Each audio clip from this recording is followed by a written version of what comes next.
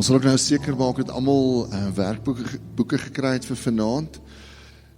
Maar welkom by ons derde aand van Groeipad 101. En ek is opgewonde oor vanaand. Ons praat vanaand oor heerskappy, die heerskappy van God en hoe dit spesifiek lyk in ons lewe, in ons families, gesinne, skole, besighede, finansies, wat dit in die eerste plek is.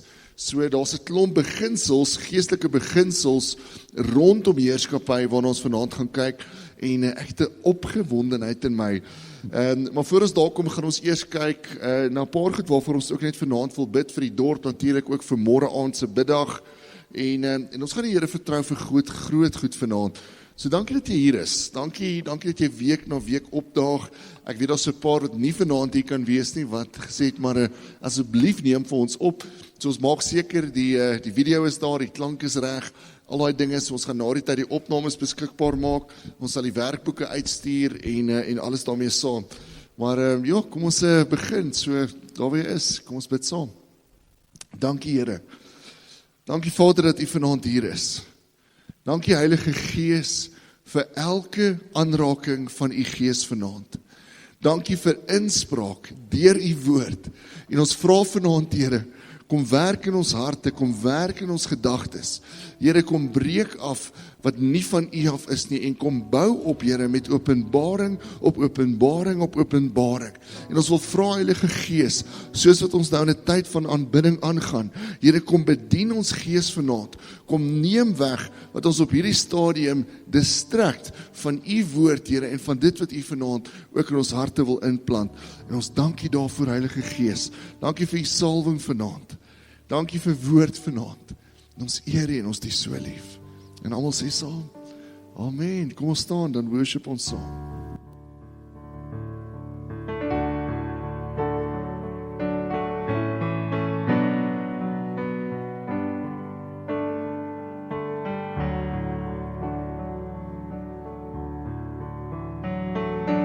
Ons buig neer, bring U die eer by U voete, Jesus.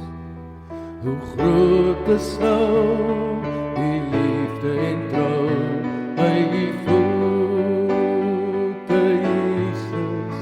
U is heilig, heilig, heilig.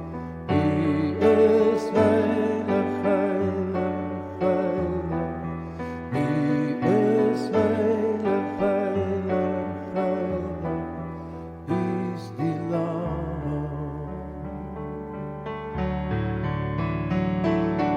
Ons buig neer, bring U die eer by U voete, Jesus. Hoe groot is nou U liefde en trou by U voete, Jesus. U is heilig, heilig, heilig. U is heilig, heilig, heilig. U is heilig, heilig, heilig. U's die Lam.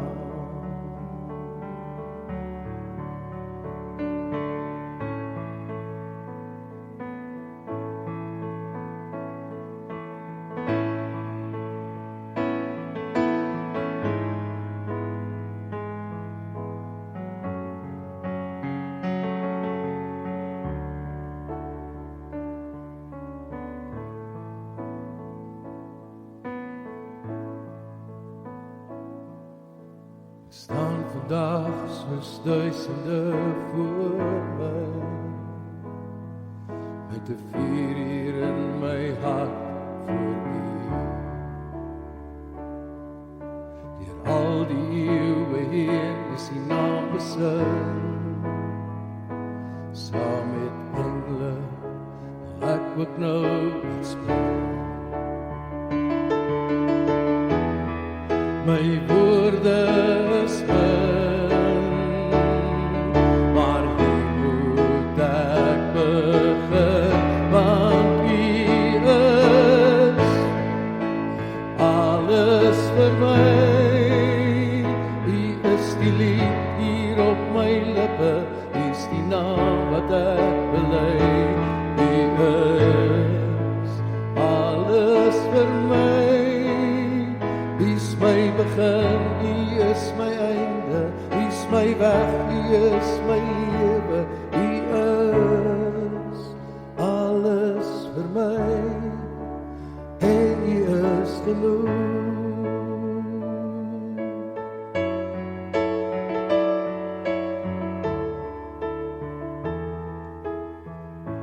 Weet dat U my elke lofsang hoor. Al wil twyfel, U geloof in my kom spoor. Solank as wat ek leef, sal ek U prys, tot die dag wat ek ook veilig by U is. My woorde is min, maar hier moet ek begin, want U is alles vir my. U is my begin, U is my einde. U is my weg, U is my lewe. U is alles vir my, en U is genoeg.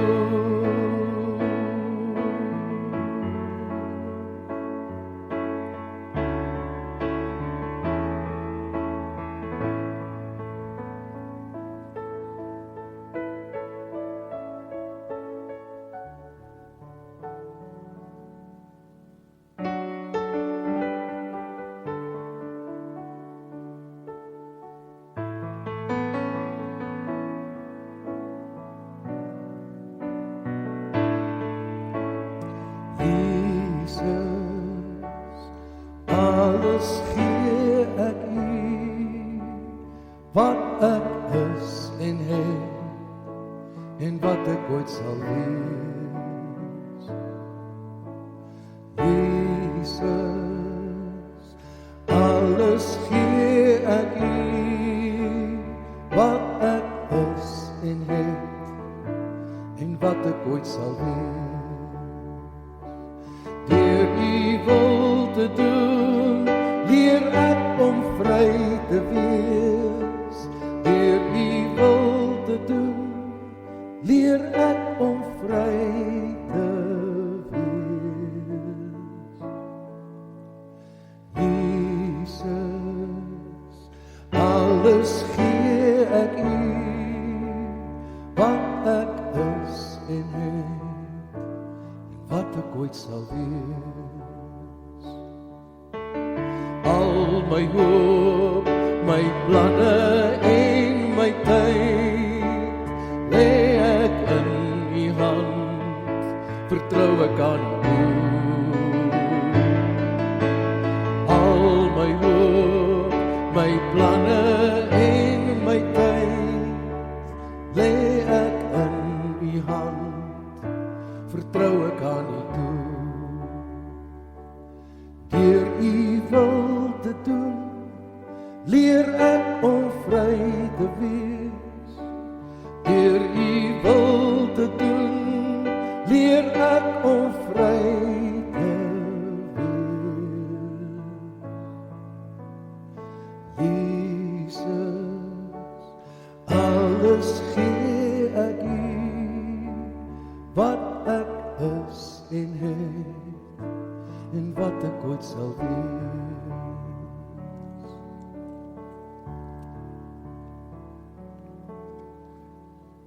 Terwyl Pieter so speel, kry ek net die gevoel dat ons moet intree vir 'n paar goed vanaand. Die een is, ons het so 'n paar ure terug gehoor van een van die seuns, eintlik van een van ons gemeentekinders, kleinseun van Tannie Ina, wat in die week oorlede is, wat vanmiddag in 'n redelike ernstige ongeluk was, en hulle het hom gevlieg Sandton toe met die helikopter. So ek net gevoel, ons moet net 'n oomblik vat en intree vir hom, asseblief, en vir hulle gesin. Babietjie is alright, babietjie was saam met hom in die kar, vrou en ander kind was ook saam met hom in die kar, en het lyk of hulle alright is, hulle het seer gekry, sien ek sê hulle, maar hulle gaan okay wees. Maar sy naam is PC, so ek wil eens net 'n oomblik vat en vir PC bid, en saam vir die familie, en dan gaan ek ook vra dat ons saam bid vir die absolute vesting van siekte en hospitalisasies wat ons op hierdie stadium beleef in Delmas. Ons sien hoe die vyand eintlik homself verlustig in die swaar kry van ons mense. So ek wil jy daar waar jy is, kom ons maak het ons oë toe en bid. So as jy in tale kan bid, bid in tale, Engels of Afrikaans, bid in Engels en Afrikaans, soos jy gemaklik is, en kom ons bid net. Vader, dankie. Dankie dat ons vanaand, Here, kan intree vir PC. Ons wil vra, Heilige Gees, in die naam van Jesus Christus, bring lewe. Ons spreek dit, ons verklaar dit vanaand, oor daai theater, ons verklaar dit vanaand, oor daai hospitaalkamer. Here, daar waar die vyand wil kom steel vanaand, en duisternis, en hartseer, en trane bring, verklaar ons, jy sal nie verder by hierdie gesin steel nie, en in die naam van Jesus Christus, bestraf ons jou vyand, en ons vra Heilige Gees, kom raak nou vir PC aan, van kop tot toon, Here in elke gebreekte been, in elke wervel in sy rug, elke deel, Heilige Gees, kom bring genesing vanaand. Dankie Here vir goeie nuus, ons vertrou U daarvoor, ons bid daarvoor, en ons weet Here, U kan hierdie ding doen, ons weet Here, in die naam van Jesus Christus, is enige iets moontlik. Ons wil vanaand vra Here, beweeg U self, daar chirurg se hand. En dankie Jesus, vir 'n getuienis van 'n God wat ingryp. Ons gee dit vanaand vir U. Dankie dat U kyk na hulle gesin. Dankie dat U alreeds hulle familie opgepas het in die ongeluk. En dankie vir sy lewe vanaand. Here, net so wil ons kom bid vir elke vesting van siekte. Here, elke vesting van hospitalisasie in ons dorp. Here, ons breek daai ding vanaand af in die naam van Jesus Christus. Here, hierdie is abnormaal. Hierdie is abnormaal. En ons weet, Heilige Gees, U kan genesing bring vir ons dorp. U kan genesing bring vir ons mense. So ons wil vra, Here, van die kleinste kind tot die oudste persoon in 'n aftreeoord. In hierdie oomblik, Heilige Gees, kom raak hulle aan van kop tot toon. Ons vra, Here, kom vat infeksie weg. Kom vat enige siekte weg, enige kroniese toestand, enige iets wat nie in lyn is soos wat U dit geskep het nie. In hierdie oomblik beveel ons jou, soos Johannes en Petrus by Mooipoort, in die naam van Jesus Christus, word gesond. En dankie daarvoor, Heilige Gees. Dankie, Here, vir goeie nuus. Dankie, Here, dat ons dorp bekend sal staan as 'n dorp van genesing. En van hierdie oomblik af gaan ons lewe spreek, selfs in siekte, selfs waar die vyand hom wil verlustig en ons swaar kry, gaan ons lewe spreek.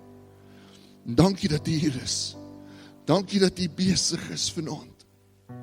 Ons wil vra, Heilige Gees, kom breek hierdie wig, hierdie las van die atmosfeer af in ons dorp. Dankie, Here. Dankie vir 'n uitstorting van liefde. Dankie vir môre aand se byeenkoms waar al die kerke by mekaar kan kom. En dankie, Here, dat U alreeds voorsien in daai reën, Here. Dankie dat U alreeds voorsien in die oes, in die naam van Jesus Christus. Dankie vir water wat terugkom in ons krane in. Ons gee dit alreeds vir U en ons sê dankie, Here. Dankie, dankie, dankie, Heilige Gees. U is 'n goeie God. En ons verklaar dit vanaand, Here, U is 'n goeie God. En ons gaan vashou aan U, ongeag wat ons met die oë sien, want ons gees weet wie U is. En ons is so lief, Here. Ons is so lief.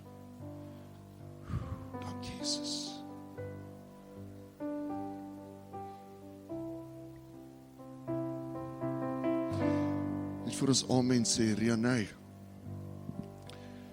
Ek ervaar sommer net hoe die Here so na jou kyk en ek sien hierdie breë glimlag op sy gesig. En ek kry hierdie woorde, hy is veral lief vir jou verjaarsdag. Hy is so dankbaar oor die dag wat jy gebore is. En ek sien hoe jou van daai dag af, Rianey, hoe hy jou begin vorm het en begin voorberei het, om amper soos hierdie ploeg te wees in ander se lewens. En ons baie goed wat die Here vir jou wys in mense se lewens, wat jy sien sonder dat hulle vir jou sê. Maar jy bly stil en jy sê niks nie. Maar jy sien dit raak. Hoekom? Want die Here het jou 'n geestelike ploeg gemaak. Hy het jou gemaak op 'n manier wat jy kan inkom en daai harde grond van hulle harte deurbreek, sodat die saad van die evangelie geplant kan word. En hoe dit ook al lyk, sal die Here uitwerk. Maar ek wil hê jy moet weet, die Here is opgewonde oor jou, Rianey. Hy is opgewonde oor die pad wat jy saam met hom stap. En hy eer jou vanaand. Hy eer jou vanaand. Okay? Het jou baie lief. Amen. Amen. Dankie, Here. Dankie, Heilige Gees. Tjoe. Dankie, Jesus. Dankie, Here.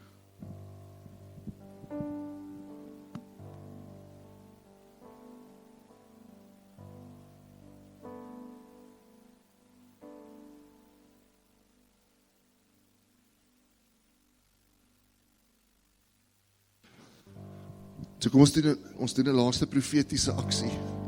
Ek gaan vra, kom ons staan saam. En ongeag wat vanaand in jou eie hart aangaan, ongeag aan wie jy dink vanaand, ons weet daar's baie van ons seuns, ons manne wat nie werk kry nie. Ons weet daar's seer in ons dorp. So ongeag waar jou hart is vanaand, wil ons vra, kom ons doen 'n profetiese aksie en ons gaan die oorwinningslied sing. Vir die oorwinning wat ons nog nie eens kan sien nie. Amen. Amen.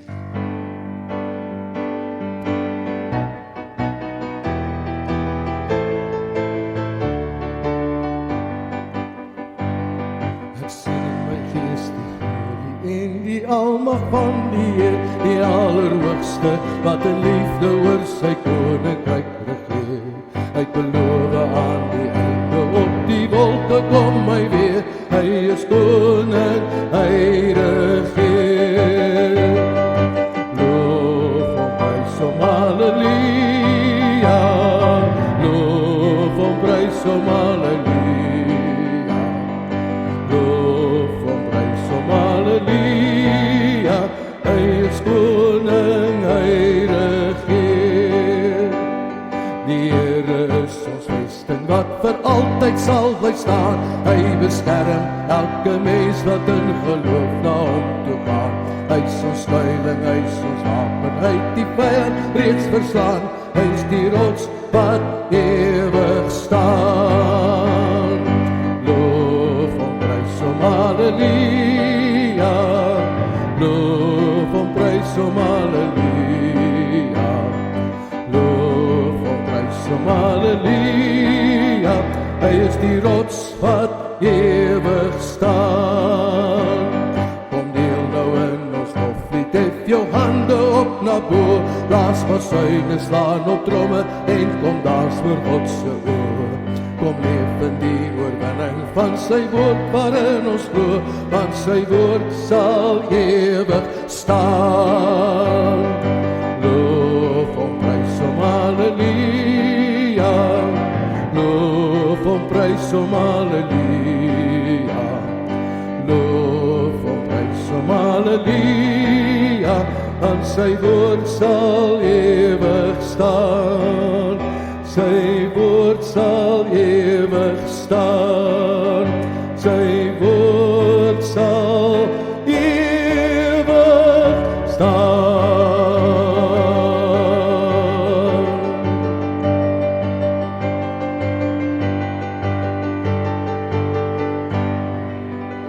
Kom ons gee vir die Here net 'n groot oorwinningsapplaus. Amen. Dankie, Here.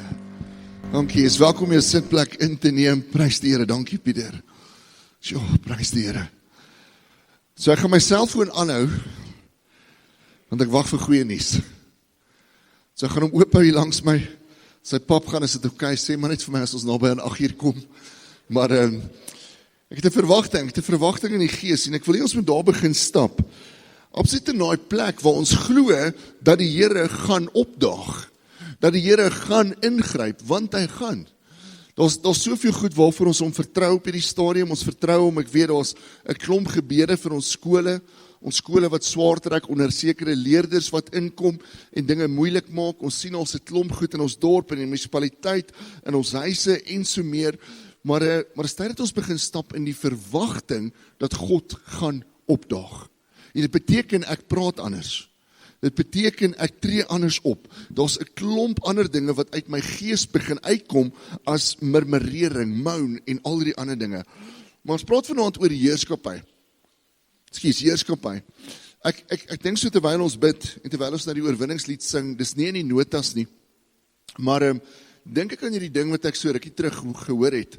En dit gaan oor dit waarin die vyand hom verlustig. En die een groot ding wat vir hom die grootste vreugde in die lewe gee, is dood. En die rede hoekom dit by mense veral is omdat ons as mense uit stof uit geskep was. En toe die mens gesondig het en die slang was natuurlik daarbij betrokke, het die Here as deel van sy straf vir hom gesê, van hierdie oomblik af gaan jy seil op jou maag en jy gaan eet van die grond van die aarde.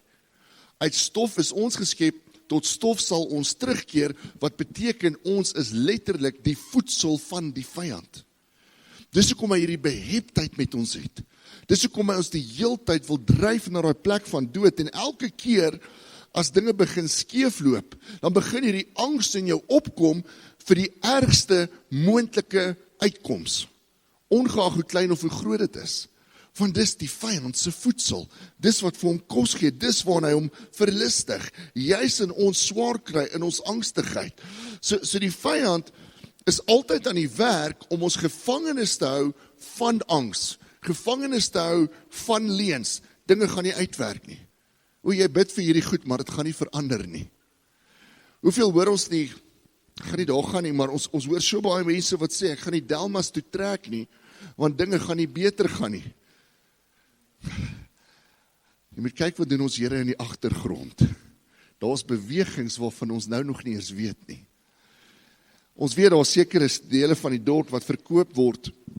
En ons dink dis omdat mense wegtrek, maar intussen is die Here besig om grond voor te berei vir maatskappye om in te trek. So daar's sekere goed wat ons nie in die gees kan sien nie, maar ons bly heeltyd in hierdie plek van angstigheid en leuns en ons sukkel dan baie keer om God te sien vir wie hy is, om te stap in sy waarheid, ten spyte van hierdie Daniël 7:22. Dit sê, toe het hy wat ewig lewe, wat die Vader is in die hemel, gekom en uitspraak gelewer ten gunste van die heiliges van die Allerhoogste. So daar was 'n uitspraak in die hemel ten gunste van ons. Die tyd het aangebreek dat die heiliges van God die koninklike heerskappy sou ontvang. So heerskappy is alreeds deel van jou erfenis op aarde. Dis alreeds iets wat jy by Christus ontvang het, of van hom ontvang het, die oomblik toe jy vir hom ja gesê het. So iets wat vir my so mooi is van iets soos verlossing. By verlossing het ons die uitloopsel, die uitvloeisel van hierdie uitspraak ontvang. Waar oomblik toe Christus aan die kruis sterf en hy sê, tetelestai, dit is volbring, was daar hierdie kragtige ontmoeting tussen hemel en aarde.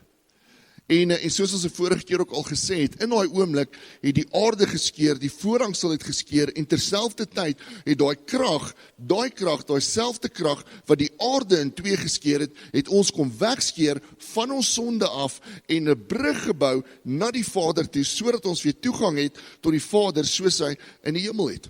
En soos hy in die hemel is. En dan vanaf daai oomblik van verlossing, begin ons stap in heiligmaking, waar ons verlede week gepraat het.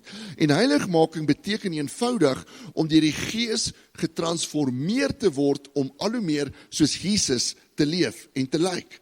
So dis 'n hartsverandering, dis 'n innerlike proses. Daar's goggas wat hy binne uithaal sodat ek iets van Christus begin reflekteer.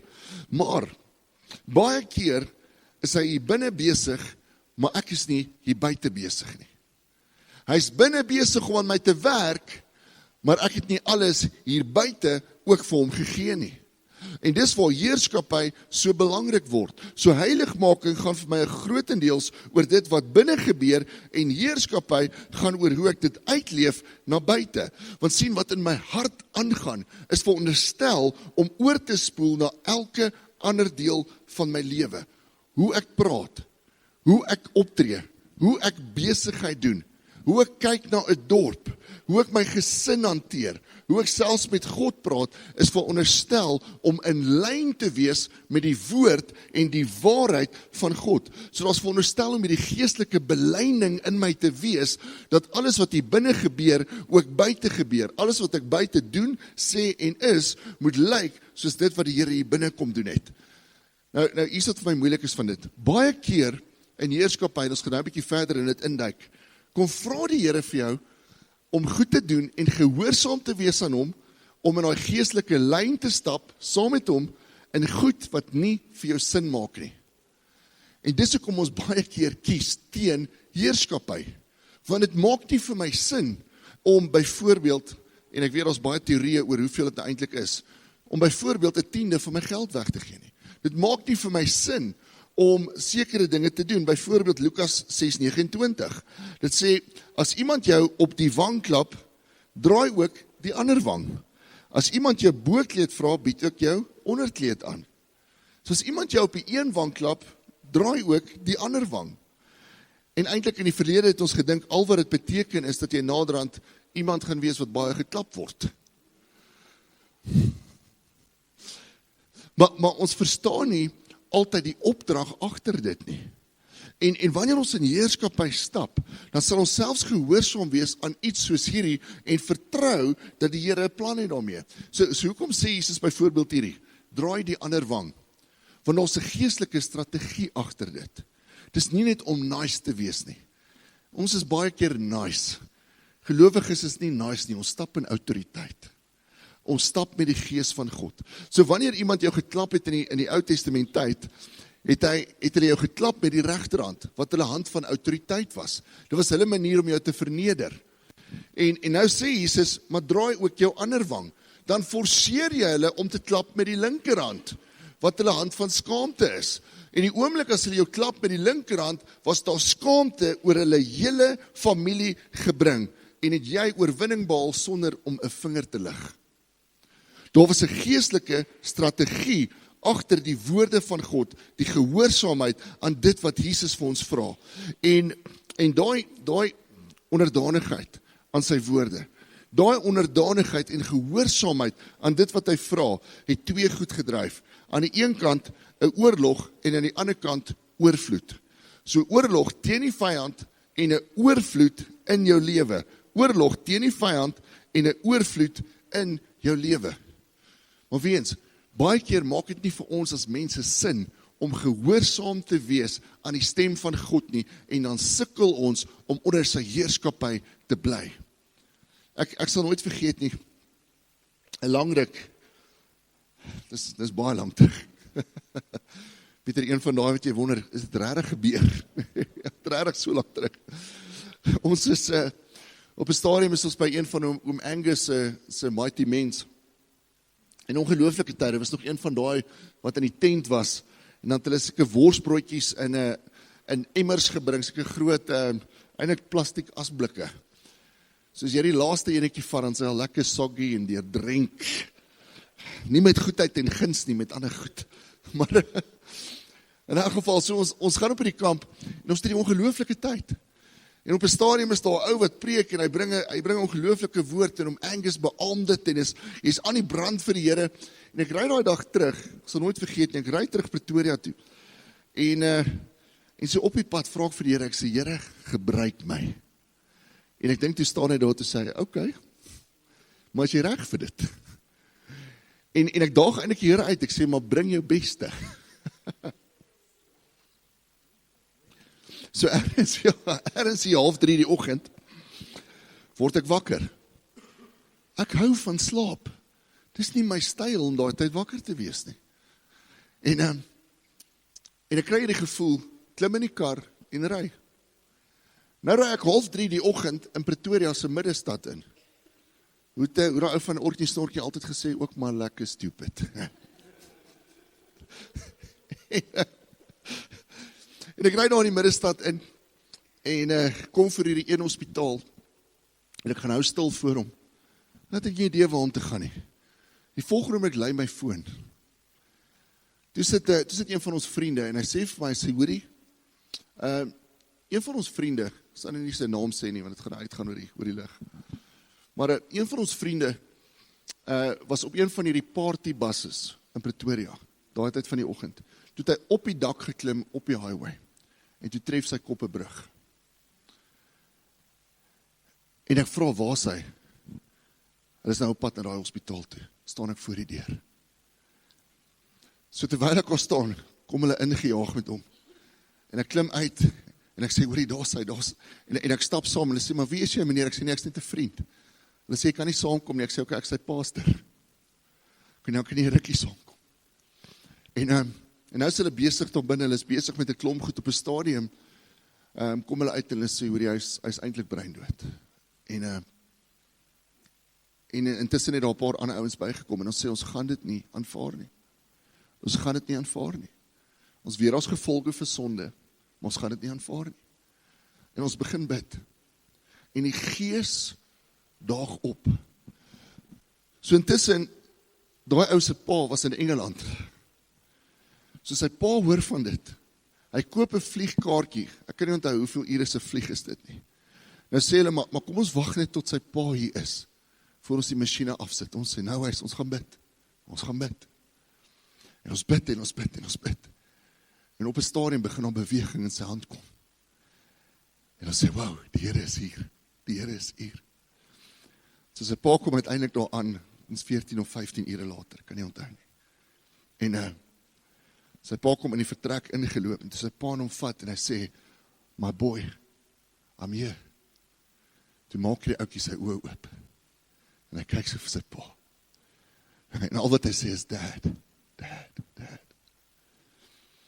En hulle praat so 'n bietjie, en hy sê, en hy sê, Dad, I just met Jesus.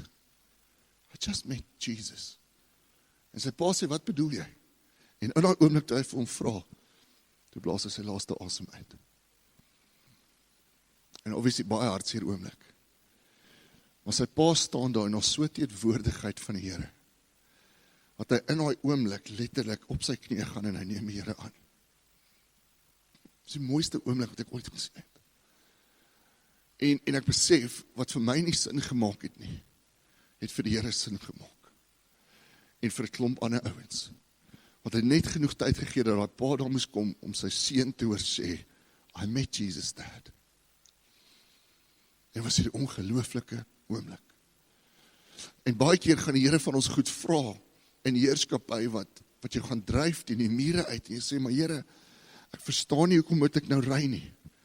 Ek verstaan nie hoekom moet ek bel nie. Ek verstaan nie hoekom moet ek hierdie ding doen nie. Of hoekom moet ek daai ding opgee nie.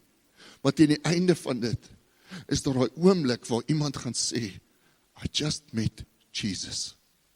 En dit begin alles by ons wat gehoorsaam word aan die stem van God.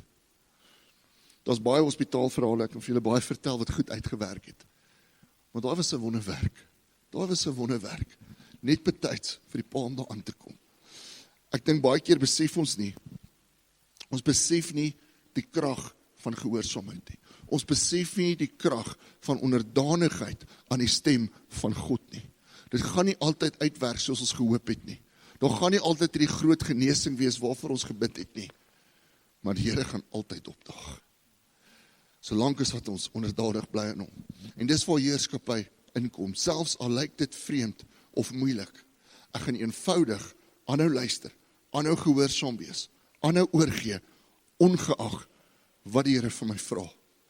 So vir die een ou vra hy byvoorbeeld, hy vra vir die ryk jongman, vra die Here, hy sê, maar gaan en verkoop alles as jy my wil volg. Vir 'n ander ou, die tollenaar, sê hy, maar gaan verkoop die helfte van jou goed. En dan sê die tollenaar, ou Saggeus, hy sê self, ek sal 4 maal teruggee wat ek gesteel het. Vir ander mense, Maria en Martha, hulle wat die ongelooflike wel af familie is, het hy niks gevra nie.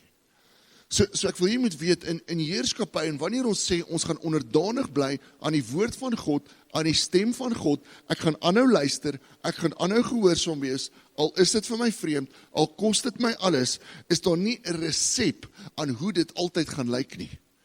Wat die Here vir een ou vra, gaan hy nie noodwendig vir die ander ou vra nie.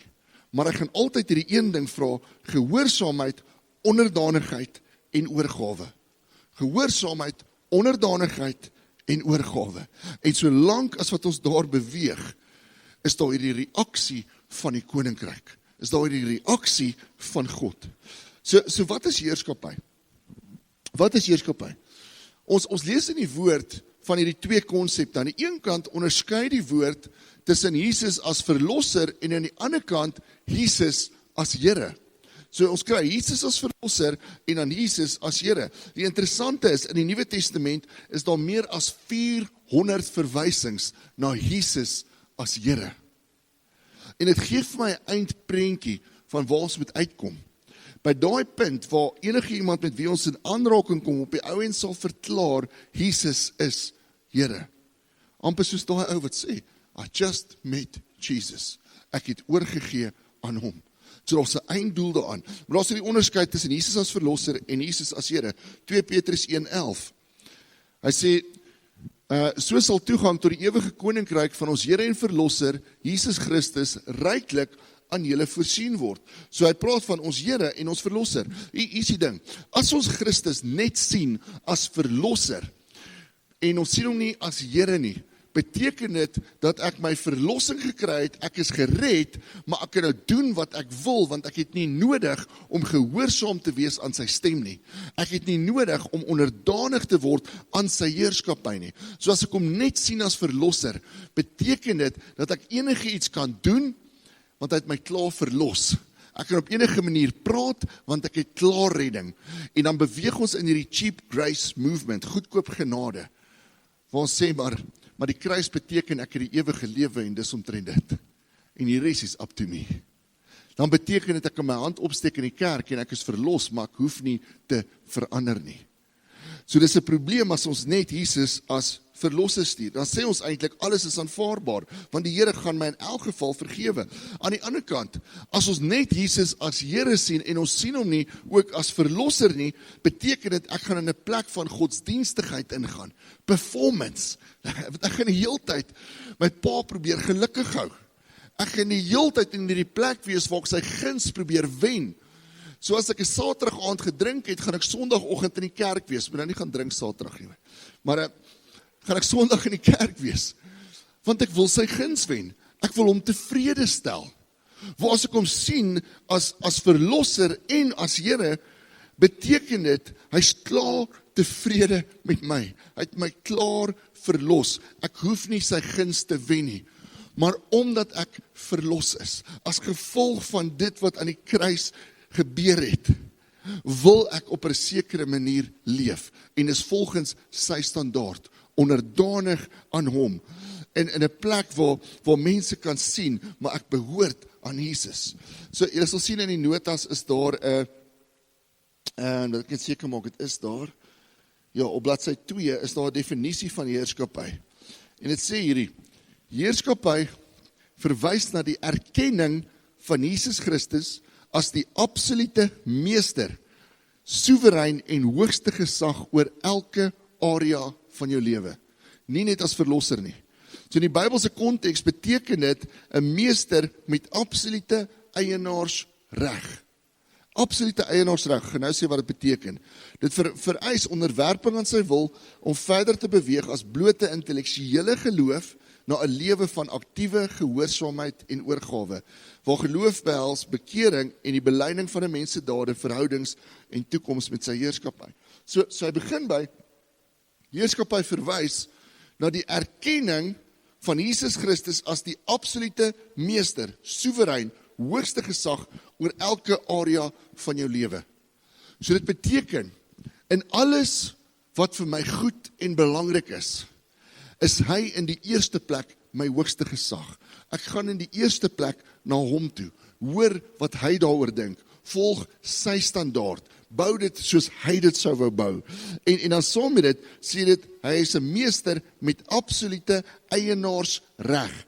Alles in my lewe behoort in die eerste plek aan hom. Dit beteken, wanneer ek geld in my bankrekening kry, deur 'n salaris, beteken dit, daai volle salaris behoort nie aan my nie, dit behoort aan hom. So ek is veronderstel om by hom te gaan hoor, hoe ek hierdie salaris moet spandeer. En as ek dit weggee, en ek hoop nie die Here vra gee die hele bedrag nie, maar as ek dit weggee, gee ek in die eerste plek nie my geld weg nie, dis sy geld wat nou gaan werk vir hom. So alles behoort aan hom. Elke voertuig behoort aan hom. Elke huis behoort aan hom. Ek ken 'n tannie, sy hardloop by die NGO. So hulle het nie baie nie. Maar die Here het 'n vreemde manier om met haar te werk. Nou dis nie vir almal nie, so moet dit nou nie gaan toepas nie. Maar dit is vir ongelooflik mooi. So hierdie tannie, sy tannie Rachel. Sy het 'n ongelooflike kinderbediening. So met ander woorde, sy vat kinders van die straat af in, neem hulle aan en dan maak sy hulle groot in haar huis. En op 'n stadium begin sy by 7, naderhand word dit 8, naderhand word dit 9. En sy sê vir die Here, ek het nie meer genoeg plek nie. En sy kry net hierdie gedagte, los jou sleutel in die deur, bring al jou goed en ry in die straat af en gaan stop voor 'n ander huis, 'n groter huis. En sy doen dit. Laai al haar goed op 'n trailer. Hier gaan sy in die kindertjies en die pad af. Stop by huis, gaan by die hekkie in, klop aan die deur. En die persoon wat toe oopmaak sê, ek het vir jou gewag. Ruil sleutels. Vanaf is hier jou huis. En dit het nie 1 keer gebeur nie 2 keer nie, 3, 4, 5 keer. Elke keer gee die Here vir hierdie upgrade.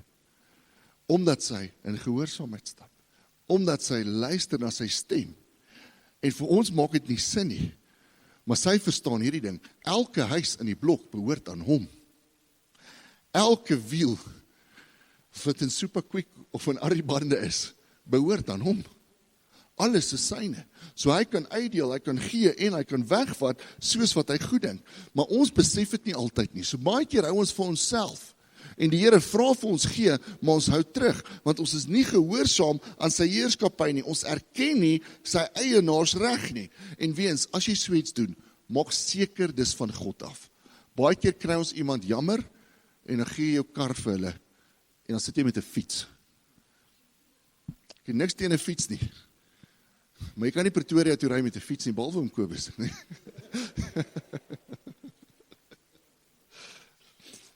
Kom ons gaan verder. So daar is die 4 beginsels. Hierdie 4 beginsels van heerskappy. In die eerste plek, absolute gesag, dis om Jesus Here te noem, en dit beteken om hom as die gesag oor jou hele lewe, persoonlike lewe te erken. Die volgende een is om besit te word deur verlossing. So die oomblik, wanneer ons tot bekering kom, verlossing ontvang, is ek gekoop deur Christus se bloed. Ek is vrygekoop, maar ek is ook gekoop. Ek is gekoop, vrygekoop van sonde, maar ek is gekoop vir die evangelie. Ek is gekoop vir sy koninkryk. Weens beteken elke liewe deel van my mond, tot my besittings, behoort alles aan hom. Die volgende een is onvoorwaardelike oorgawe. So in heerskappy, of as ek onder sy heerskappy staan, vra dit van my, dat ek ontslae raak van die afgode wat in my lewe is. Almal van ons sit met afgode, dinge wat vir ons belangriker is as God. As die Here vir jou 'n sekere ding vra, en jy sê, nee, dit is nie van U af nie. Onthou die belangrike beginsel van die Gees, wanneer jy vir die Here 'n ding vra, is die eerste gedagte daarna gewoonlik van hom af. Die tweede gedagte is jy wat sê, kan nie wees nie. En dis waar heerskappy inkom, om te sê, maar ek gaan onderdanig bly, weens, al maak dit nie sin nie, al kos dit my hierdie afgode, of hierdie goed wat ek by mekaar gemaak het. Die volgende een, 'n geïntegreerde lewe. So geen area van jou lewe is uitgesluit uit die heerskappy van God nie. Jou finansies, jou werk, jou huwelik, selfs jou ontspanning, die manier hoe jy politiek sien, al hierdie goed moet onderdanig bly aan die heerskappy van Christus. Baie van ons gaan op vakansie sonder God. baie van ons gaan ontspan sonder God. En dan verstaan ons nie, hoekom dinge op vakansie altyd so skeefloop nie. Maar ek het die Here by die huis gelos. So heerskappy moet deurtrek na elke liewe deel toe. Alles behoort aan hom. Ek praat met hom oor alles, ek gee alles vir hom, en ek is altyd onderdanig, gehoorsaam aan wat ook al hy vra. Ek lewe hom uit in elke area van my lewe, en sy standaard.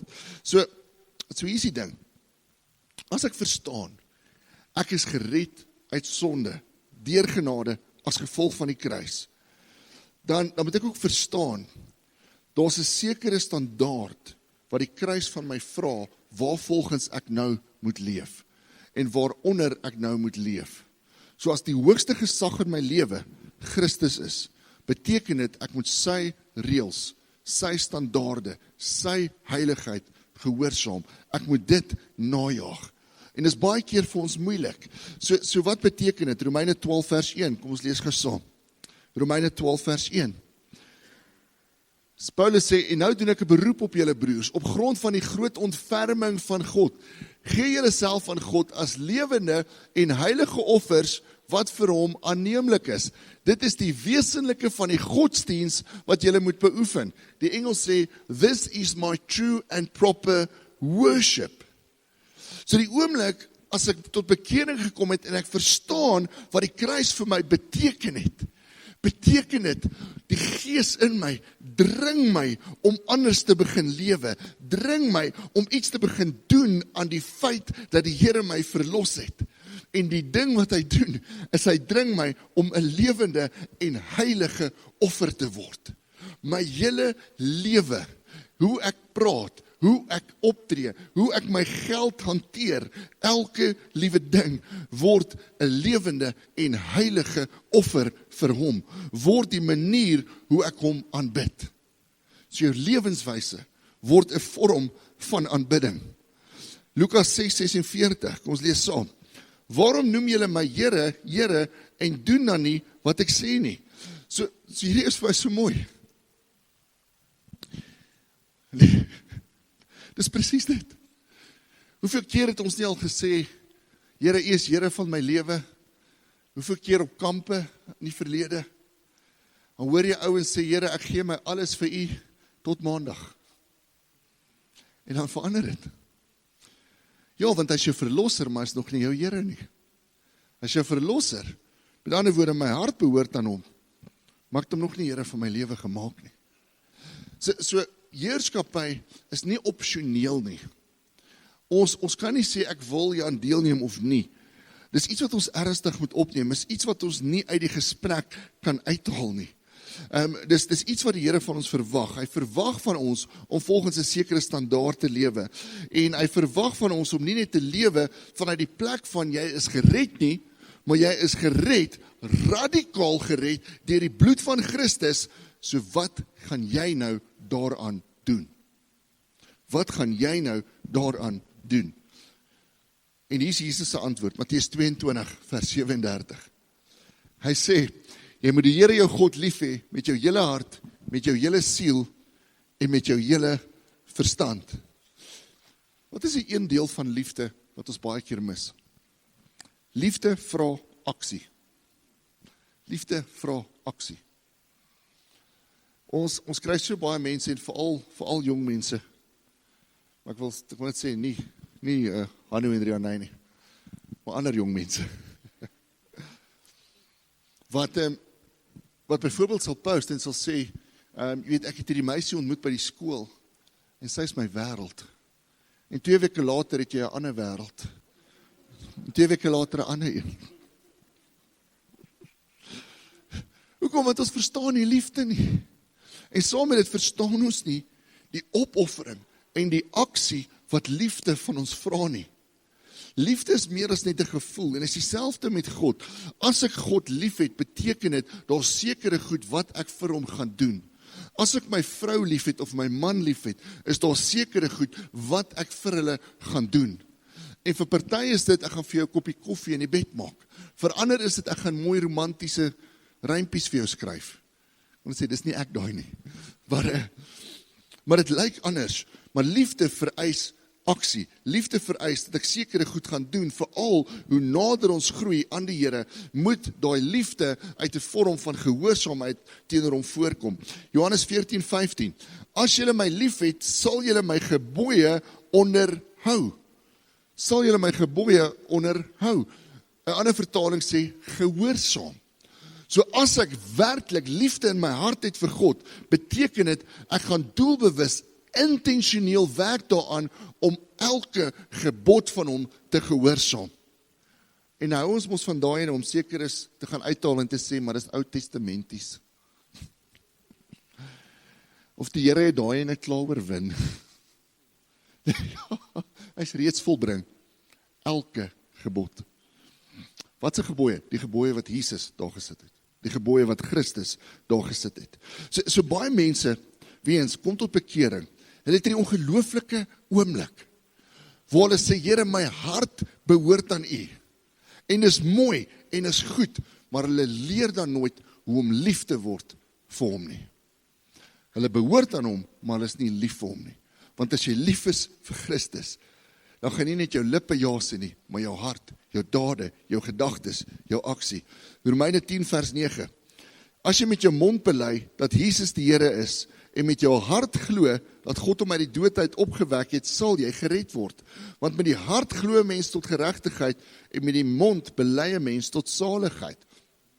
So ons bely dat hy die Here is.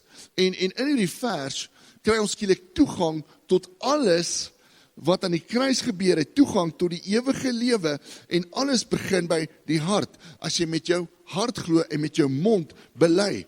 So alles begin in jou hart. Die bron van lewe is in jou hart. Die manier hoe jy heerskappy gaan beoefen, kom uit jou hart uit. As jou hart nie ten volle uitverkoop is aan God nie, gaan dit moeilik wees om onder sy heerskappy te bly. Gaan dit moeilik wees om onderdanig te bly, want dan gaan altyd daai dingetjie wees wat sê, ek hou so 'n bietjie terug. Ek wil nie daai laat gaan nie. Here, maar daai is my geliefde ding. Ons het in die trek hiernatoe. Was dit maar eintlik so mooi. Die Here het ons op 'n stadium net oortuig om 'n klomp goed te saai. En nou sit ons met die TV teen die muur. En ek het daai TV dink seker 12 jaar terug op 'n MTN kontrak gekry. Jy weet, eerste flat screen ooit in ons huis. In elk geval, nou sit die TV teen die muur. En ek sê vir Shana, ek sê nee, kom ons kry 'n boks vir hom. Sy sê nee. Die Here het gesê saai. Ek sê maar lief, hierdie ding kom 'n lang pad saam met ons. Ja. Is een van daai, as hy val, dan hop hy 2 keer en jy sit hom weer op. Ek sê nee. En sy sê saai. In elk geval, die Here werk bietjie in my hart. En eventually kom ons huishulp daar aan die een dag. En ek bel vir Shana, ek sê liefie, ek gaan die TV vir haar gee. Ons gaan hom saai. Hier is my hart is seer. Nou sê sy vir my, maar Pieter, ek het nie 'n manier om hom by die huis te kry nie. Voel ek die Here sê, jy gaan dan nie 'n taxi rank toe vat, jy gaan hom by die huis aflaai. Sê Here, okay. Jy is maar nou ry ons in hierdie area in. Ons het nie getinte vensters nie. Weet jy, die TV wat uitsteek, die hoekie is daar by die venster uit. En ons ry. En weet jy, die stop ons voor die huis. Ons het klomp ouens wat staan en steikbraai of ietsie daarvoor, of vis of iets, ek kan nie eens onthou nie. En ek sê, okay, hoorie, dankie. My naam is Nourist, ek sê, Nourist, baie dankie. Jy weet, jy kan maar uitklim. Vra sê, kan jy my help om my in te dra? Nou begin ek die vensters opdraai. En in elk geval dra hom in, help haar eventually om het op te sit, en ons het al hierdie mooi dinge, en sy is ongelooflik dankbaar. So dag en 'n half later, bel my pa my, hy sê, hoorie, iemand het vir hulle 'n nuwe TV gekoop, wil ons hulle ou TV hê, en dis 'n massive upgrade van ons ou MTN TV. En nou voorsien die Here, was dit 'n splinter nuwe ding? Nee. Was dit 'n ding waarvan ons gevra het? Nee. Maar hierdie ding weet ek, elke keer as my hart belyn is met God, is hy 'n bron van lewe, solank as wat ek gehoorsaam is aan hom. En hy sal voorsien. As ek 'n ding moet saai, sal hy voorsien. As ons geld moet gee vir 'n projek, sal hy voorsien. As ons iemand moet innooi vir ete, en ek sê, Here, ek wil hulle nie eintlik aan my tafel hê nie, sal hy voorsien. Maar ek het nodig om my hart onderdanig te hou aan hom. Ek het nodig om aan te hou, om seker te maak dat daar nie goggas in my hart inkruip nie. Want dit gaan baie van dit wat die Here in my lewe wil doen, terughou, en die Here gaan my nie kan vertrou met meer nie. So alles begin by die hart. Spreuke 4:23, bewaak jou hart meer as alles wat bewaard moet word, want daaruit is die oorsprong van lewe. Onthou wat beteken die woord bewaak jou hart. Dit beteken om soos 'n watchman op die muur te staan, amper soos 'n ouer tussen die vyand en 'n kind, en te sê, niks gaan deur my kom na jou toe nie. Niks van die wêreld gaan deur my kom na my hart toe nie. So ek het nodig om my hart te bewaar, om my hart gesond te hou, sodat ek hom gerig kan hou op Christus, want alles begin by die hart. As jou hart vir Christus is, as jou hart onderdanig is, beteken dit die heerskappy van God, om te leef onder hom as die hoogste gesag, as eienaar van alles, om te leef volgens daai standaard wat hy vir jou gegee het, gaan nie moeilik wees nie. Maar as hier goggas is van ego, en goggas van goedjies waaraan ek vashou, want ek het om 12 jaar terug op 'n kontrak gekry, beteken dit gaan vir jou moeilik wees om in daai plek te stap. Die volgende vers, 1 Johannes 2:26. Hy wat sê dat hy in hom bly, behoort self ook te wandel soos hy gewandel het, soos Jesus gewandel het. So wanneer daar hierdie oorvloei is, hierdie oorloop vanuit my hart, wanneer ek sê, ja Here, of ek sê, U is my Here, beteken dit dat daar 'n oproep is om te begin wandel, te lewe soos Christus gewandel en gelewe het. Dis 'n hoë standaard, maar dis wat heerskappy beteken. Dit beteken dat in hierdie proses van lewe moet ek gewillig wees om my werk, my finansies, my beleggings, die manier hoe ek my kinders grootmaak, wat ek met vriende doen, hoe ek ontspan, elke liewe ding moet ek sien as iets wat aan hom behoort, onderdanig aan hom, vrygekoop deur hom. Hy's die eienaar van my hele lewe. Ek dink is vir ons moeilik om te wandel soos Christus, as elke liewe deel van ons lewe nie aan hom behoort nie. Daar's die prentjie van 'n gastehuis, wat ek so 'n paar jaar terug gesien het, en dan klop hierdie ou aan die deur van die gastehuis, en hy vra, hoorie, kan ek hier bly vir die aand? En die eienaar sê, asseblief, enige tyd, kom binne, weet net, daar's 'n paar plakkers wat so 2 aande terug ingetrek het in van die kamers. Sal jy in die gastehuis gaan bly? As jy weet daar's 'n ou wat gaan vuur maak met pap en Sheba langs jou. Nee. Ons het 'n paar jaar terug is ons vir 'n konferensie in Johannesburg, en boek hierdie plek nogal op bookings.com. En toe ons inry, te besef ons hier's moeilikheid. Want voor op die deur staan charging by the hour. Ag, o Here.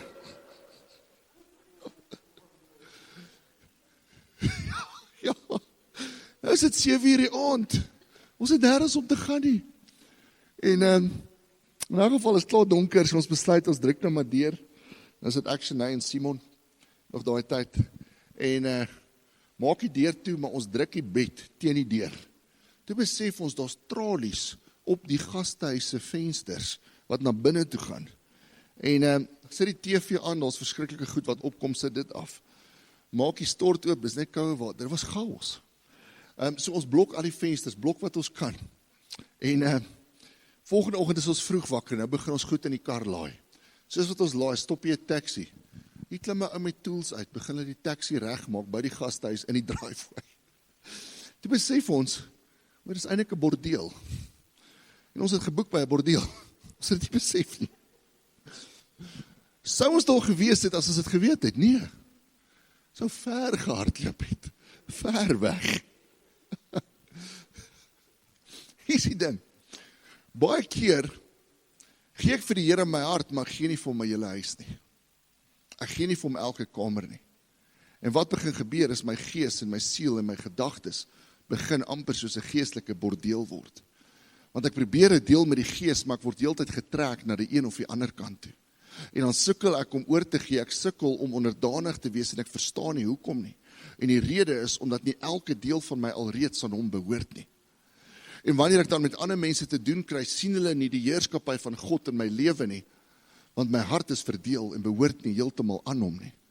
En dieselfde met hoe ek het uitleef na buite, dieselfde met hoe ek het uitleef in my finansies, as elke deel van my hart nie onderdanig is nie, as ek nie hierdie prentjie het, as ek nie verstaan wat dit bedoel, dat my hele lewe veronderstel is om deur hom gerig te word nie, gaan ek sukkel om in daai heerskappy te leef, want my hart word die heeltyd getrek na verskillende areas toe. So wat is die dinge wat ons keer om te leef onder die heerskappy, die standaard, onderdanigheid, gehoorsaam aan die woord, die waarheid, die gees van Christus? Een van die goed wat ons keer, een van die grootste hindernisse is trots. Ons is baie keer te trots oor sekere goed in ons lewe, ons is baie keer so trots oor wie ons geword het, dat ons sukkel om oor te gee aan God. Ons sukkel om elke deel onderdanig te maak. Die grootste fights wat ons sien in huweliksberading is oor finansies. Want of die een of die ander een weet nie wat heeltemal daar aangaan nie. Goed word weggesteek vir mekaar. En wat dan gebeur is trots veroorsaak dat daar onmiddellik 'n skeiding in die gees kom. En dit beteken ek kan nie my finansies onder die heerskappy van Christus sit nie, want nie alles is in die lig nie. Ek sit nog met hierdie bordeel in my hart. En is dieselfde in 'n klomp ander areas in besigheid wat ons oneties doen. In kerke waar die woord van God nie meer die gesag het nie. So Matteus 7:21 sê hierdie: nie elkeen wat vir my sê, Here, Here, sal ingaan in die koninkryk van die hemele nie, maar hy wat die wil doen van my Vader wat in die hemel is. So hy sê met ander woorde, nie almal van ons wat Jesus erken as Here, gaan noodwendig die hemel bereik nie, tensy jou lewe ook daarvan getuig, want jou lewe is veronderstel om te getuig van dit wat in jou hart aangaan. So hier is die ding, ons kan nie toelaat dat daar dinge in ons harte inkruip, wat in die pad staan van die heerskappy van God nie. Baie van ons se verhoudinge, se huwelike, hoe ons selfs met mense rondom ons relate, selfs in die kerk, word gekeer deur bitterheid en onvergifnis in ons harte. En dan sukkel ons om God se wil in daai verhouding te soek. Ons sukkel om daai verhouding of daai vriendskap onder die heerskappy van God in te bring, want my hart is nie suiwer nie. Ek kyk na iemand en onmiddellik gaan my gedagtes na hoe baie ek hulle haat. So dit beteken ek sukkel om sekere dinge onder daai heerskappy in te bring. Wat is die voordele van heerskappy? In die eerste plek, wanneer my hart skoon is, wanneer ek in 'n plek leef waar alles onderdanig is aan hom, waar ek leef volgens sy standaard, waar ek leef asof alles aan hom behoort, want dit doen. Wat is die voordele daarvan? In die eerste plek is oorvloed, en in die tweede plek is oorlog. En ek gaan nou verduidelik wat dit beteken. Maar wanneer ek onder Jesus se heerskappy leef, beteken dit daar's 'n sekere oorvloed wat in my lewe vrygelaat en losgelaat word deur God. Onthou Johannes 10 vers 10 wat sê, die vyand het gekom om te steel, te slag en uit te roei, Johannes 10:10, maar Christus het gekom om vir ons lewe en lewe in oorvloed te gee. So wat vir my mooi is van dit, die oomblik as ek in die heerskappy begin stap, dan is daar skielik hierdie oorvloed in sekere areas van my lewe. Hoekom? Want wanneer ek in die heerskappy stap, beteken dit ek stap in lyn met sy wil, ek stap in lyn met sy woord, ek stap in lyn met sy opdragte, ek stap in lyn met sy waarheid, met sy gees, en ek groei al meer na daai plek van geestelike volwassenheid, waar ek totaal belyn is met Christus soos hy in die hemel is. Dit beteken ook, hoe meer ek in heerskappy stap, en ek in lyn stap, met die waarheid, die woord, gehoorsaamheid aan Christus, beteken dit dat ek al hoe meer sekere geestelike grense begin verstaan. Ek gaan nie oor sekere toue trap nie, want die Here dring my om gehoorsaam te wees.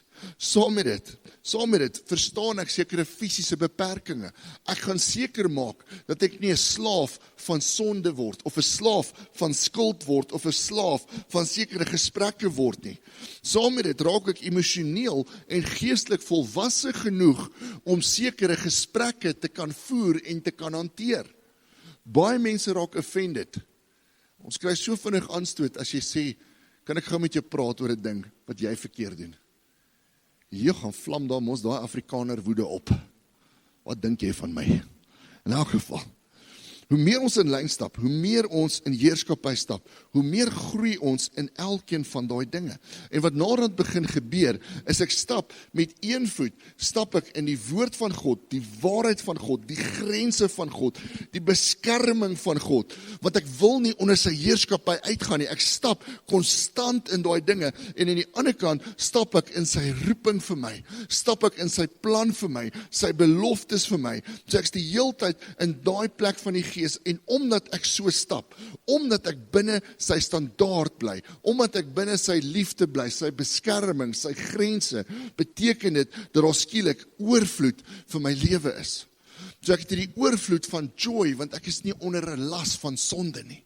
Ek het hierdie oorvloed van vrede, want ek is nie onder 'n las van finansies nie. Ek is nie onder 'n las van sekere goed wat ek toegelaat het in my lewe nie. So heerskappy beskerm jou, en heerskappy gee vir jou oorvloed in 'n klomp areas, geestelik, emosioneel en uiteindelik fisies. Nie altyd fisies nie, maar uiteindelik hopelik fisies ook. So daar's 'n groot deel, 'n groot voordeel aan die heerskappy van God en om daarin te stap. Een ding wat ons baie keer nie besef nie, is wanneer ek onder die heerskappy van God stap, is daar sekere goed wat skielik ook vir my begin sin maak, wat ook oorvloed bring in my lewe. So baie mense, as ons praat oor vergifnis, sukkel hulle om vergifnis vir hulle self te aanvaar, of hulle sukkel om dit uit te deel. En dan begin hulle naderhand siek raak, en jy begin angstig raak, jy begin bitter raak teenoor ander mense, jy sukkel om bemoedig te word, en die rede daarvoor is dat ek nie alles aanvaar wat hy oor my gesê het nie, dat ek nie alles aanvaar wat hy van my vra nie. Maar wanneer ek byvoorbeeld leer om onderdanig te bly aan sy woord te glo, sy stem te vertrou, beteken dit ek gaan in lyn bly met sy grense, met sy opdragte, met sy beloftes. En een daarvan is hierdie 1 Johannes 1:9. Dit sê, as jy na my toe kom en bely, is ek getrou en regverdig om jou sondes te vergewe en jou te reinig van alle ongeregtigheid. So wanneer ek stap onder die heerskappy van Christus, glo ek alles wat hy sê. Vertrou ek alles wat hy sê. Omhels ek alles wat hy oor my verklaar. So ons glo meer wat hy sê oor my as wat ek sê oor my. En dis moeilik. Dis moeilik. Ons glo meer wat hy dink oor my as wat iemand anders dink oor my. En alles begin by heerskappy. Alles begin by die plek waar ek hom vertrou. Die volgende voordeel is oorlog. Die oomblik wat ek in die heerskappy begin stap, tree ek die oorlogsveld binne. Ek tree die oorlogsveld binne. En dan wonder ons baie keer, maar hoekom is daar skielik so baie siek mense oor my pad? Hoekom is daar skielik so baie mense wat finansiële nood het? Hoekom is daar skielik so baie mense wat sit met depressie, wat na my toe kom? En die rede is heerskappy. Die oomblik as jy in heerskappy sê, begin jou gees die vyand irriteer. En dit beteken, ja, daar kom persoonlike aanvalle. Wel, hoekom sal ek dan die Here volg as ek al hoe meer aangeval gaan word? Baie eenvoudig. Want jy is ook op aarde om wat? Romeine 16:20. Om die vyand se kop onder jou voete te trap. Ons is ook daar om hom te verwoes. So die aanvalle gaan kom. Hoekom? Want hoe meer jy ja sê vir Jesus, hoe meer gaan die vyand jou teenstaan. Die vyand, daar's min dinge wat die vyand so irriteer en so haat, soos jou aanhoudende ja vir Jesus. En die feit dat jy dan stap in heerskappy beteken, ek val nie vir sonde nie. Beteken, ek val nie vir leuns nie, want daar's beskerming en daar's klaar oorvloed. het niks anders nodig nie. Ek het die vreugde van die Here. Ek het die vrede van die Here, al is ek in die middel van 'n storm.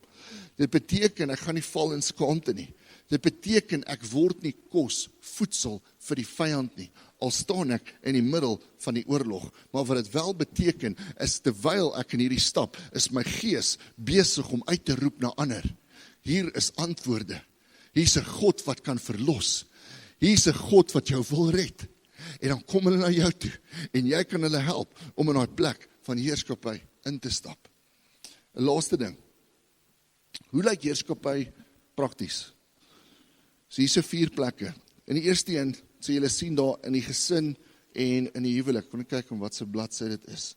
Bladsy 5, bladsy 4 en 5. 4 onder, 5 bo. Hoe lyk heerskappy prakties? In die eerste plek in jou gesin en in jou huwelik. Heerskappy lyk soos diens. Efesiërs 5:25. Dien mekaar, wees onderdanig aan mekaar. Heerskappy in jou gesin en in jou huwelik lyk so, ek vra vir die Here in die eerste plek, hoe ek veronderstel is om my vrou of my man te hanteer. En dan doen ek dit. En hy gee vir my die antwoorde in die woord. Daar's nie 'n magical formule nie, vir party gaan dit anders lyk, maar die beginsels bly dieselfde. Ons dien mekaar soos Christus ons sou dien.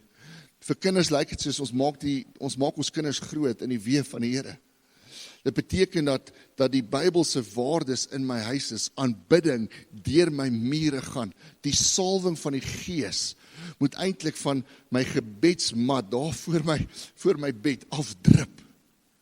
Die Here moet teenwoordig wees in elke liewe deel van my huis. En weens onderdanigheid, heerskappy beteken, ek volg sy standaarde op dit. Julle sal sien daar's 'n paar ander goed. In besigheid beteken dit om integriteit bo wins te stel. Ons baie groot maatskappye veral wat geen agting het vir integriteit nie. Hulle worry nie hoe hulle goed doen nie, al maak dit mense seer. So dit vra eerlikheid, vra geregtigheid teenoor mense. Dit beteken dat ek mense gaan hanteer soos Christus hulle sou hanteer het.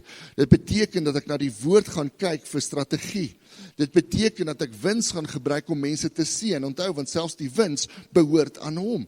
Dit beteken dat ek gaan begin met gebed in die oggend en dat ek mense van die gemeenskap gaan intrek. Die volgende een, finansies.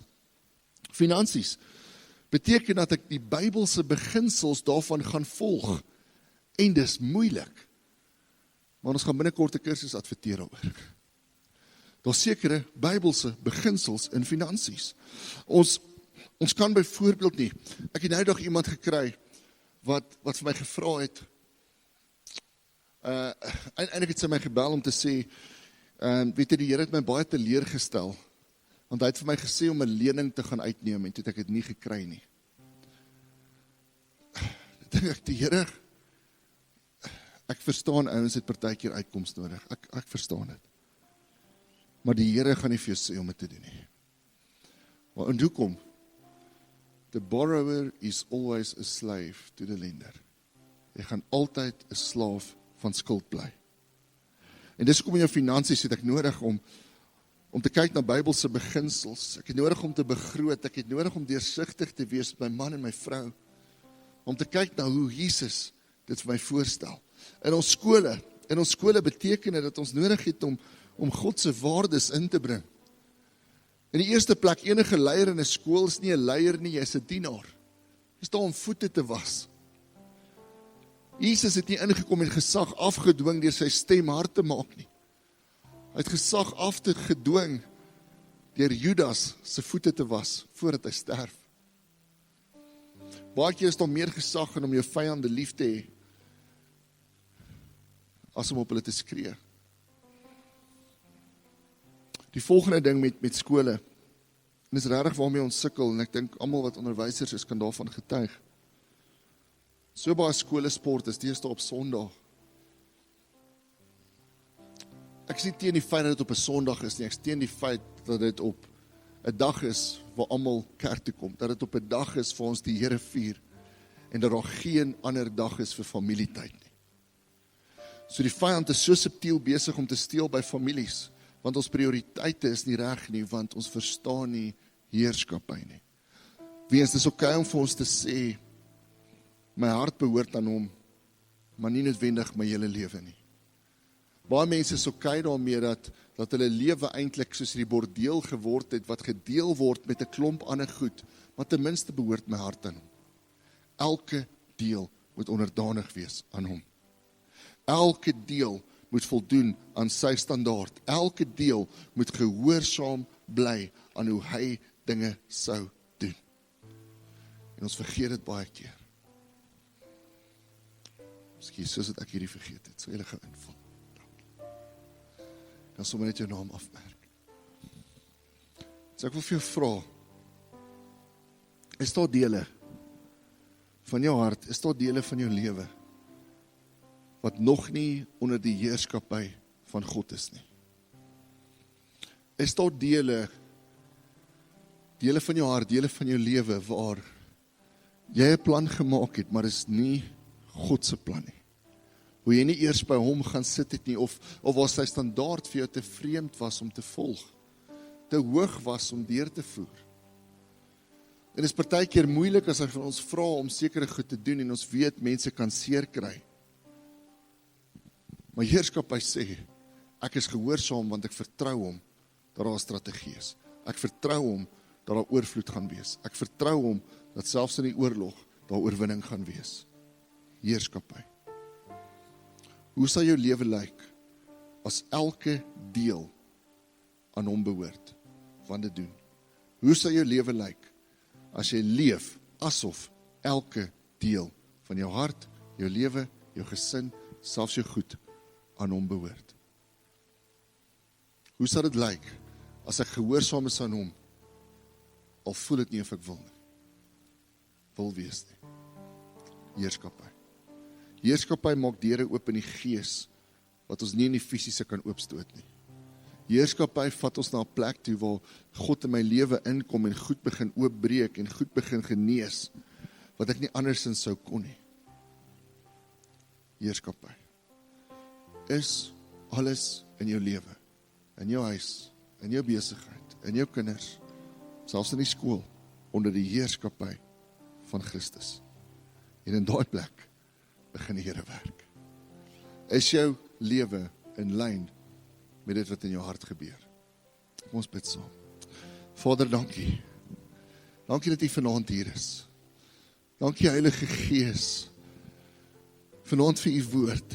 En ons wil vra, Here, dat elke deel van heerskappy en van hierdie lering, Here, in ons harte sal posvat. Al lyk dit anders vir almal, Here, al is daar nie 'n formule nie. Help ons om oor te gee, Here, help ons om dit uit te leef wat U van ons vra in elke area van ons lewe, want U is die meester oor alles. U is die koning oor alles, en alles behoort aan U. Here, en van hierdie oomblik af gaan ons sê, Here, ons vertrou U. As U van ons vra om 'n sekere ding te doen, 'n oproep te neem, as U van ons vra om 'n sekere ding weg te gee, as U van ons vra om in 'n sekere plek gehoorsaam te wees, al wil ons nie, gaan ons U vertrou, want ons vertrou U heerskappy in ons lewe. Ons vertrou en ons verklaar, U is die Here van ons lewe. So ek wil vra, Here, daag op, maak ons sterk, en heers in ons harte en in ons lewe. In die naam van Jesus Christus. Dankie vir elkeen, Here, wat vanaand hier was. Dankie vir elkeen wat ek later hierdie gaan kyk. Stuur iets in ons hart, maak iets in ons hart los, sodat ons seker maak dat elke deel van ons lewe onderdanig is aan U, vanaf ons bankkaart tot ons gebed. En dankie daarvoor, Here. In U naam alleen, ons het U so lief. Dankie dat U hier is. En almal sê saam, amen. So dankie dat jy hier was. Volgende week praat ons oor servanthood, en ons gaan nog so 'n bietjie dieper duik, so opgewonde daarvoor. Mag jy 'n wonderlike week verder hê. Onthou, môre aand se byeenkoms, ons biddag is 6:00 tot 7:00 hier by ons, 6:00 tot 7:00. Ons gaan bid vir reën, back and close hier, ons gaan bid vir water in die dorp en vir ons gesinne ook. So mag jy 'n wonderlike aand verder hê en sien jou binnekort.